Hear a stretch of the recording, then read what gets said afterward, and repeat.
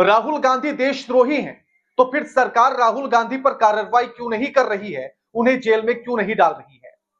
संबित पात्रा ने आज अपनी ही सरकार पर और अपनी ही पार्टी पर तमाम सवाल खड़े कर दिए हैं प्रेस कॉन्फ्रेंस करके। जी हां, अपनी ही सरकार और अपनी ही पार्टी पर, यानी कि बीजेपी पर।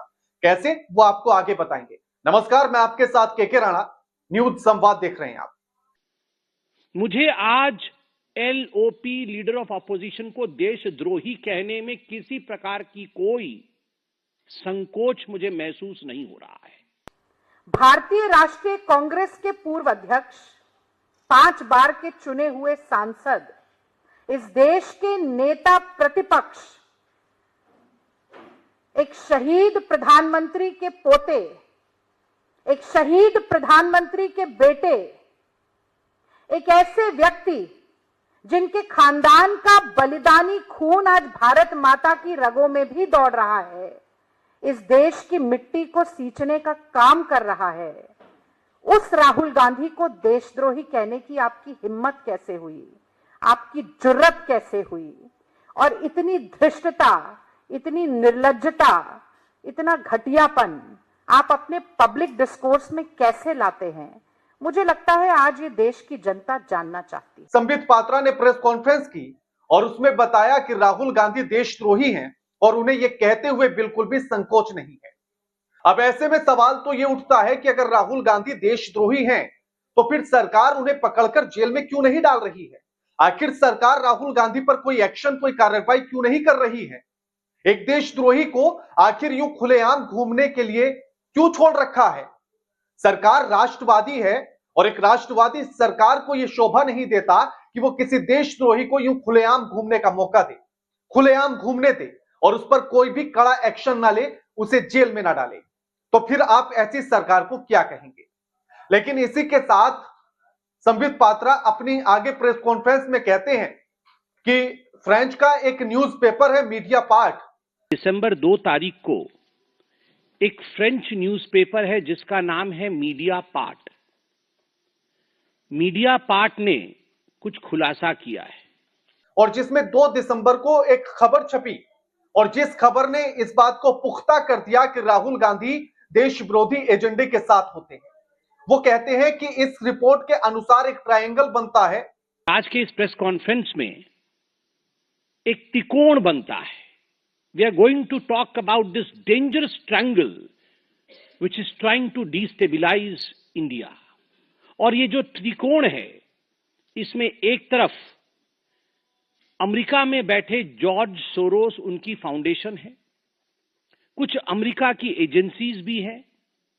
त्रिकोण के एक और एक बहुत बड़ी न्यूज पोर्टल है जिसका नाम OCCRP, organised crime and corruption reporting project, जिसके विषय में आप सब पत्रकार हैं, आप सभी जानते हैं, वह है। और त्रिकोण के जो आखिरी कोने में, जो सबसे महत्वपूर्ण कोना जो हिंदुस्तान से संबंध रखता है, उस कोने में राहुल गांधी है, जिसमें जॉर्ज सोरोस और साथ ही OCCRP जो एक पोर्टल है और राहुल गांधी, इन तीनों का एक ट्रायंगल बनता है। और ये ट्रायंगल ही देश विरोधी ताकतें के तहत काम कर रहा है, देश के खिलाफ साजिश कर रहा है। संबित पात्रा कहते हैं कि जॉर्ज सोरोस जो कहते हैं, मानिए वही करता है OCCRP और वही करते हैं राहुल गांधी, यानी कि तीनों एक दूसरे से कनेक्ट हैं, एक दूसरे से जुड़े हुए। पहले तो क्या कह रहे हैं, सुन लीजिए। तो एक आयाम जो मीडिया पार्ट ने खुलासा किया है, वो आयाम है कि OCCRP जो फंडिंग है उसका फंडिंग का एक बड़ा हिस्सा आप देख सकते हैं, ये सब उनको फंड करने वाले लोग हैं। उसका एक बड़ा हिस्सा आप देख सकते हैं ओपन सोसाइटी फाउंडेशन, यहां पर लिखा हुआ है ओपन सोसाइटी फाउंडेशन, यह एक बड़ा हिस्सा है। अब ये जो ओपन सोसाइटी फाउंडेशन है, ये किसका है? आपने कई बार इसका नाम सुना है, जॉर्ज सोरोस। ये जॉर्ज सोरोस का है, अर्थात जॉर्ज सोरोस OCCRP का एक बहुत बड़ा फंडर है, उसको बहुत पैसा देता है। और मीडिया पार्ट जो फ्रांस का न्यूज़पेपर है वो कहती है कि हम तो सोचते थे कि ओसीसीआरपी एक इंडिपेंडेंट एजेंसी है, जैसे कि मीडिया एजेंसी को होना चाहिए, मगर अगर 70% पैसा उसका किसी एक सोर्स से आता है तो स्वाभाविक है वो तटस्थ नहीं रह सकता है, वो तटस्थ नहीं रह सकता है, न्यूट्रल नहीं रह सकता है। जो पैसा देता है उसके इंटरेस्ट में, उसके हक में वो बात करेगा। तो अब इसी के साथ वो ये भी कहते हैं कि जिसका पैसा होता है बात उसी की होती है, यानी कि वो ये बता रहे हैं कि ओसीसीआरपी जो एक पोर्टल है, उस पोर्टल में जिसका फंड लगा हुआ है, जिसका पैसा लगा हुआ है या जो पैसा दे रहा है, बात उसी की होगी, उसी के हित की होगी। तो फिर ये सवाल तो वो अपनी सरकार पर ही उठा रहे हैं, यानी कि देश के मीडिया को क्या बीजेपी या बीजेपी सरकारों ने खरीदने की कोशिश की थी क्या? वो इस तरफ तो इशारा नहीं कर रहे हैं, क्योंकि याद कीजिएगा उत्तर प्रदेश में योगी आदित्यनाथ की सरकार ने एक नोटिफिकेशन जारी किया था और जिसमें कहा था कि जितने भी यूट्यूबर हैं, जितने भी सोशल मीडिया पर इन्फ्लुएंसर हैं, उन सबके लिए एक पैकेज निकाला गया था और जिसमें कहा गया था कि उनको 4 कैटेगरी में रखा गया जो इन्फ्लुएंसर हैं, जिसमें 5 लाख, 4 लाख, 3 लाख और 1 लाख की कैटेगरी उसमें बनाई गई। जिसके जैसे फॉलोवर होंगे, जैसे रीच, जैसे व्यूज होंगे, उस हिसाब से उसको पैसा मिलेगा, वो भी पर मंथ। अब सोचिए आप। और दूसरी तरफ यूट्यूब के लिए सब्सक्राइबर के आधार पर भी कैटेगरी बनाई गई, जिसमें 8 लाख, 5 लाख और 3 लाख का जो था 4 लाख, 8, 6 और 4 लाख का एक स्लैब बनाया गया, एक कैटेगरी बनाई गई, जिसके जितने फॉलोवर, जिसके जितनी रीच, जिसके जितने व्यूवर, उसके आधार पर उसको इतना पैसा दिया जाएगा। और जिसमें योगी आदित्यनाथ ने यह शर्त रखी थी कि आपको सरकार का विज्ञापन दिखाने के साथ साथ आप सरकार के हित में खबरें भी चलाएंगे, जिसको लेकर अभी 1-2 महीना पहले बड़ा बवाल भी हुआ था। तमाम लोगों ने इसको लेकर सवाल उठाए थे, तमाम लोगों ने इस पर कवरेज की थी, इसका विश्लेषण किया था, तमाम बवाल हुआ था इस पर, सरकार से भी सवाल पूछे गए थे कि आखिर क्या अब यूट्यूबर्स को भी जो सोशल मीडिया पर हैं, क्या उन पर भी सरकार उनको भी खरीदने की कोशिश कर रही है क्या? तो अब या तो सीधे तौर पर जो आरोप लग रहे थे और जिससे बीजेपी लगातार डिनाई कर रही थी और कह रही थी कि विज्ञापन दे रहे हैं, इसमें क्या दिक्कत है, तो यही बात तो अब संबित पात्रा कह रहे हैं। संबित पात्रा कह रहे हैं कि जिसका पैसा उसी की बात की जाएगी, यानी कि अगर ओसीसीआरपी को ओपन सोसाइटी, जो ओपन सोसाइटी है वो है जॉर्ज की, और वही 70% फंड करते हैं ओसीसीआरपी को, तो उसी के हित में, उसी के लिए काम करेगी ओसीसीआरपी। तो फिर जो 8 लाख रुपए पर मंथ दे रही थी सरकार और जो कह रही थी कि हमारा विज्ञापन चलाओ, जो कह रही थी कि हमारे हित में खबरें दिखाओ, आपके इस यानी कि आपके कंटेंट में भी सरकार की योजनाओं का पॉजिटिव व्यू होना चाहिए, यह सरकार ने कहा था अपने उस नोटिफिकेशन में। तो क्या सरकार खरीदना चाह रही थी क्या? फिर तो सीधे तौर पर यह आरोप उन्होंने अपनी ही सरकार पर लगा दिया, तो यहां भी वो घिर जाते हैं। उसके बाद फिर वो कहते हैं कि यही ओसीसीआरपी एक आर्टिकल छापती है 1 जुलाई को, कोविड के समय पर, कि ब्राजील जो इंडिया से वैक्सीन लेना चाह रहा था, उस वैक्सीन को कैंसिल कर दिया गया। हमारे वैक्सीन के ऊपर आघात करने के लिए एक आर्टिकल लिखा गया कोवैक्सीन और ब्राजील को लेकर कि ब्राजील ने विड्रॉ किया है ये ऑर्डर, और तुरंत 1 जुलाई 2021 को ये आर्टिकल छपा ओसीसीआरपी को, और 2 जुलाई 2021 को कांग्रेस पार्टी ने प्रेस कॉन्फ्रेंस करके बकायदा भारत की सरकार और कोवैक्सीन को घेरे में ले लिया। और वो कहते हैं कि जैसे ही 1 जुलाई 2021 को ओसीसीआरपी ये आर्टिकल छापती है, उसके तुरंत बाद राहुल गांधी जो है 2 जुलाई को प्रेस कॉन्फ्रेंस कर देते हैं इसी मुद्दे पर और भारत की छवि को खराब करते हैं। लेकिन मजे की बात यह है कि इसी के बाद वो कहते हैं कि ब्राजील जो है वो वैक्सीन नहीं खरीद रहा था, ये बात तो जून से पता थी, तब राहुल गांधी प्रेस कॉन्फ्रेंस क्यों नहीं कर रहे थे? लेकिन उन्होंने ये नहीं बताया कि ब्राजील ने आखिर वैक्सीन खरीदने से इनकार क्यों कर दिया था, वो भी इतने बड़े अमाउंट में। $324 मिलियन का जो ऑर्डर दिया गया था वैक्सीन को लेकर, वो कैंसिल क्यों कर दिया था, इसका कारण नहीं बताया।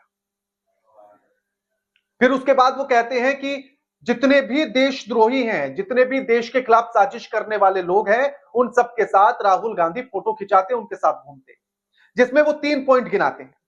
जिसमें सबसे पहला वो बताते हैं, और उसी के बीच में एक और कहते हैं वो, कि 18 जुलाई 2021 को पेगासस के रिपोर्ट को लेकर एक आर्टिकल छपता है ओसीसीआरपी में। 19 तारीख को राहुल गांधी उसी मुद्दे पर प्रेस कॉन्फ्रेंस करते हैं, और जुलाई 2022 को सुप्रीम कोर्ट पेगासस रिपोर्ट को लेकर सारी चीजें खारिज कर देती है, कह देती है ऐसा कुछ है ही नहीं।